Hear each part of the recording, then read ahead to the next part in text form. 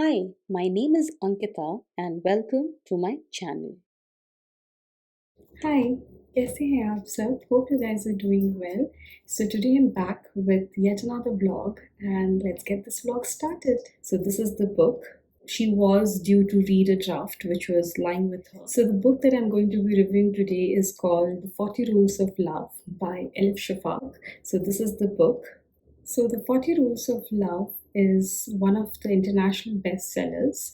The author Elif Shafaq is a British Turkish author and is a leading female novelist. She has many books under her name, but this one is one of the bestsellers and it has sold more than 2 lakh copies as of today.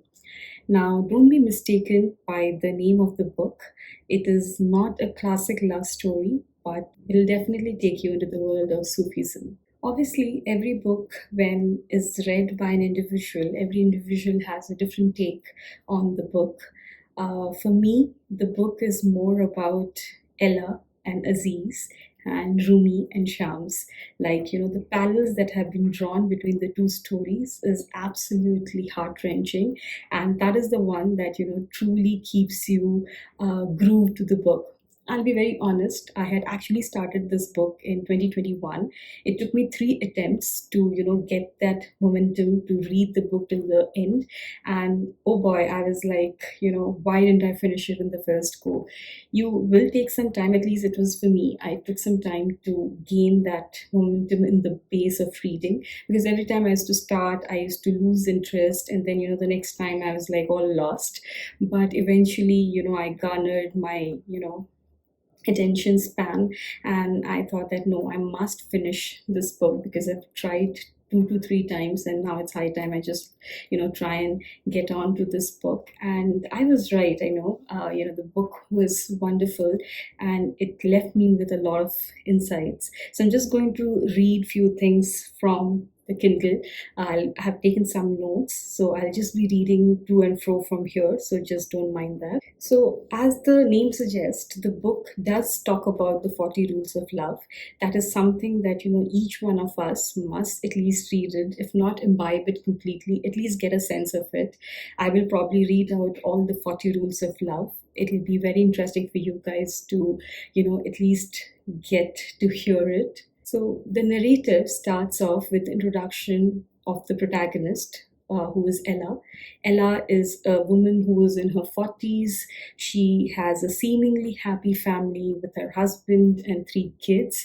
As the author, states that, her life is like still waters, quite mundane.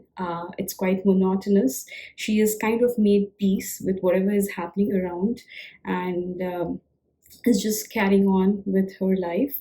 So recently, she had taken up a job as a reader for a literary agent, where you have to read the books, read the drafts, and give your say about what the book is and how do you like the book, etc. So she was due to read a draft which was lying with her, but the typical mornings in the family, how it is, like with the kids and the husband and the family. So there was a big scuffle at home where her college going daughter wanted to marry her college boyfriend, and this was something that Ella was not very for. And there's certain things that just hit her hard, where she's trying to make a correlation with her life and her daughter, and trying to warn her that this is not something that she should be doing. It's too early to marry or commit someone. So after the scuffle, the family was, of course, very distorted. Like, they were all disturbed and they went on to doing their own chores. Um, Ella left alone at home. She went on to start reading the manuscript because, anyway, she had to finish it. She had a deadline. Name of the manuscript was Sweet Blasphemy, a novel by A.Z. Zahara, who was also known as Aziz. So, what hit her hard when she started the manuscript? I'll just read that to you. But despite what some people say, love is not only a sweet feeling bound to come and quickly go. And she felt a absolute rush of emotions because she had just probably told complete opposite of what she read. I'll just read that out to you. So earlier in the day, she had told her daughter Janet, love is only a sweet feeling bound to come and quickly go away. Now, she went on to read, because love is the very essence and purpose of life. As Rumi reminds us, it hits everybody, including those who shun love, even those who use the word romantic as a sign of disapproval. She was in complete shock with the timing of what she was reading. The manuscript revolved around the transformational journey of a very distinguished scholar called the Rumi. It was actually a book about how a solid foundation was laid between Rumi and Shams of Tabriz, who was a Sufi teacher, and it talks about that entire transformational journey. Rumi, whatever he is known today, like he's known as a committed mystic, a passionate poet, advocate of love, originator of the ecstatic dance of the whirling dervishes, someone who was daring to break free of all the conventional rules and prevail over one's ego, nafs. All this that Rumi was able to attain was because of his great friendship with the Sams of Tabriz, who was in quest of finding a spiritual friend to share all the insights that he had. So, as Ella read the book, she was more keen to know more about the author. The author was Aziz. So she started to look for the author, and one thing led to the other, and she was able to find the email address of the author. And from there on, started multiple email exchanges between her and Aziz. So, via these email exchanges, they were able to know more about each other, share their emotions, share their stories, and that one thing led to another. So, mind you, the book has multiple characters, but each character has a chapter of its own, so you will probably not get as confused. So, Elif, the author, she portrays the story so beautifully, the story of Rumi running in parallel with the story of Ella. So, how both of them, with their respective relations with Aziz and the Shams of Tabriz, started to question first the conventional life that they were leading.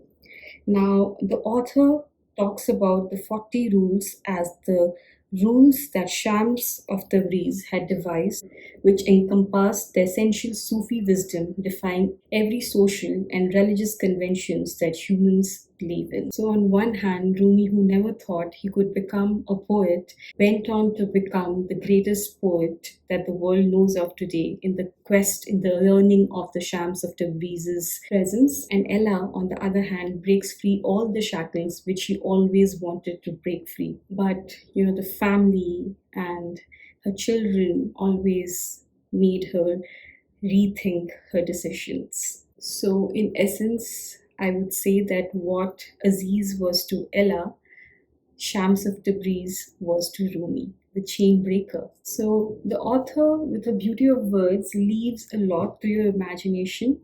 And I truly tell you that when I finished the book, there was a tear in my eye. I was like totally aghast that, okay, the book ended on this note. Why? Why?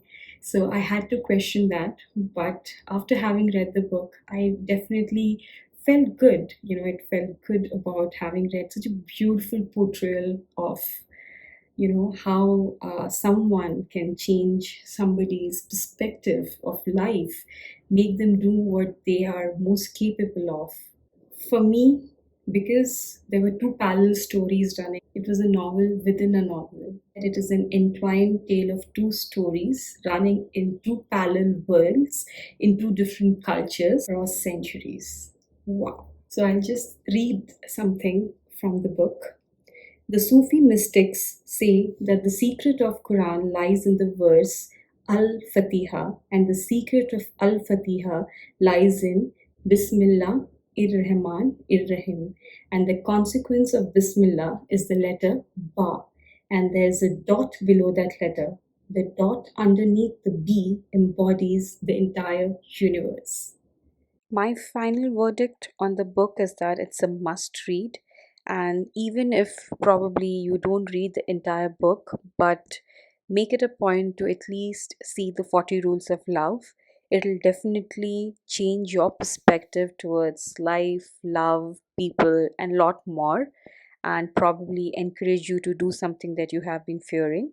So, in all, I think I recommend that everybody should read this book. So I'm leaving you with my top two rules that definitely etched something in my life. So here we go. Rule 1: how we see God is a direct reflection of how we see ourselves. If God brings to mind mostly fear and blame, it means there's too much fear and blame welled inside us. If we see God as full of love and compassion, so are we. Rule 7: whatever happens in your life, no matter how troubling things might seem, do not enter the neighborhood of despair. Even when all doors remain closed, God will open up a new path only for you. Be thankful. It is easy to be thankful when all is well. A Sufi is thankful not only for what he has been given, but also for all that he has been denied. I know this review went on for quite some time and it was lengthier than expected, but please do bear with me and I hope you liked it and I hope I can come with another book review soon. So, on that note, see you soon. अगर आपको ये video अच्छा लगा then do like the video and subscribe to the channel. खुश रहें, खुशियाँ बाँटें, keep exploring and keep discovering.